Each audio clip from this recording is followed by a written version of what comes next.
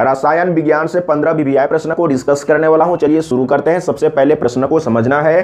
पहला प्रश्न इसमें क्या बोल रहा है, पदार्थ की चौथी अवस्था क्या होती है। सभी लोग पढ़े हैं पदार्थ की 3 अवस्था, ठोस, द्रव, गैस, लेकिन चौथी अवस्था क्या है, तो चौथी अवस्था प्लाज्मा होता है। देख लीजिए कहां पर है, ग ऑप्शन सही है। अगला प्रश्न दूसरा नंबर, इसमें क्या बोल रहा है, सोडियम को आमतौर पर निम्नलिखित में से किस पदार्थ में रखा जाता है। सोडियम को केरोसिन तेल में रखा जाता है, तो घ ऑप्शन सही है। अगला प्रश्न तीसरा नंबर, लोहा किससे निकाला जाता है, तो लोहा हेमेटाइट, मैग्नेटाइट और सीडेराइट से निकाला जाता है। तो इसमें देख लीजिए क्या लिखा हुआ है, हेमेटाइट, तो ख ऑप्शन सही है। तो इस तरीके से आपको याद करना होगा। अगला प्रश्न 4 नंबर, इसमें क्या बोला है, एल्युमिनियम का अयस्क है, यानी कि एल्युमिनियम किससे निकाला जाता है, तो एल्युमिनियम बॉक्साइट से निकाला जाता है, तो का ऑप्शन सही है। अगला प्रश्न 5 नंबर, इसमें क्या बोल रहा है, बिजली के बल्ब में क्या भरा होता है। बिजली के बल्ब में निष्क्रिय गैस भरा होता है, तो इसमें से कौन सा निष्क्रिय गैस है, तो देख लीजिए nitrogen, carbon dioxide, argon, oxygen, तो आर्गन इसका सही आंसर है। आर्गन क्या है, नोबेल गैस, यानी कि निष्क्रिय गैस है। इसके बाद 6 नंबर में विनेगर किससे बना होता है, तो विनेगर एसिटिक एसिड से बना हुआ होता है, तो देख लीजिए कहां पर है, ख ऑप्शन सही है। अगला प्रश्न 7 नंबर, सिरके का रासायनिक नाम क्या है। सिरका का रासायनिक नाम, तो सिरका क्या चीज से बना हुआ होता है, सिरका बना हुआ होता है एसिटिक एसिड से, तो सिरका का रासायनिक नाम क्या होगा, एसिटिक एसिड ही होगा। अगला प्रश्न 8 नंबर, इसमें क्या है, चौक का रासायनिक नाम क्या है, तो चौक का रासायनिक नाम कैल्शियम कार्बोनेट होता है, और संगमरमर का भी रासायनिक नाम कैल्शियम कार्बोनेट होता है। अब चलते हैं अगला प्रश्न 9 नंबर, इसमें क्या बोल रहा है, निम्नलिखित में से किसको मार्स गैस कहते हैं। मार्स गैस किसको कहते हैं, तो मार्स गैस कहते हैं मीथेन को, और मीथेन का रासायनिक फॉर्मूला क्या होता है, CH4 होता है। तो देख लीजिए कहां पर लिखा हुआ है, ख ऑप्शन सही है, CH4। अब चलते हैं आगे, इसमें क्या बोल रहा है, मीथेन के रूप में जाना जाता है, यानी कि मीथेन के रूप में कौन जाना जाता है, तो मार्स गैस। देख लीजिए मार्स गैस लिखा हुआ है, ग ऑप्शन सही है। एक बार याद कीजिए, सीखिए, समझिए, फिर कभी कोई दिक्कत नहीं होगा। अगला प्रश्न 10 नंबर, इसमें क्या बोल रहा है, मार्स गैस के प्रमुख घटक क्या है, यानी कि मार्स गैस है उसमें प्रमुख घटक क्या है, तो मार्स गैस में मीथेन होता है, CH4 होता है। तो देख लीजिए कहां पर है, CH4 या मीथेन लिखा हुआ होगा, यानी कि क ऑप्शन सही है।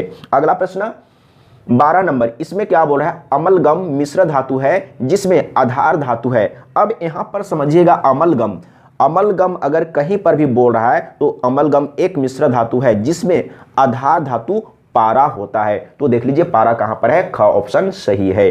अगला प्रश्न 13 नंबर, इसमें क्या बोला है, ग्रीन हाउस प्रभाव के लिए मुख्यतः जिम्मेदार वायुमंडलीय गैस कौन सी है। ग्रीन हाउस गैस, सबसे पहले आपको समझना है कि ग्रीन हाउस गैस कौन कौन है, हमेशा के लिए याद कर लीजिए, ये वीवीआई प्रश्न है।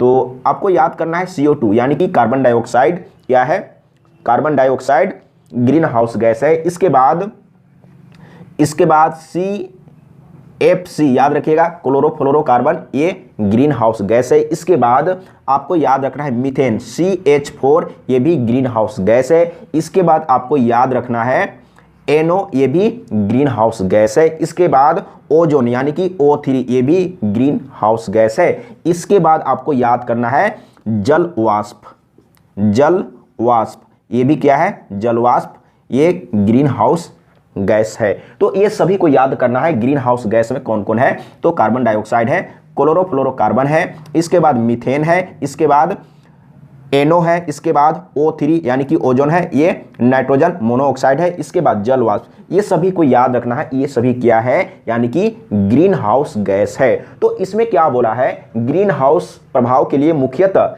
जिम्मेदार वायुमंडलीय गैस कौन सी है, तो ये सभी में से कोई एक दिया हुआ होगा, लेकिन मेन रूप से CO2 को कहा जाता है, CO2 को मेन रूप से कहा जाता है। तो देख लीजिए CO2 यानी कि कार्बन डाइऑक्साइड, घ ऑप्शन सही है।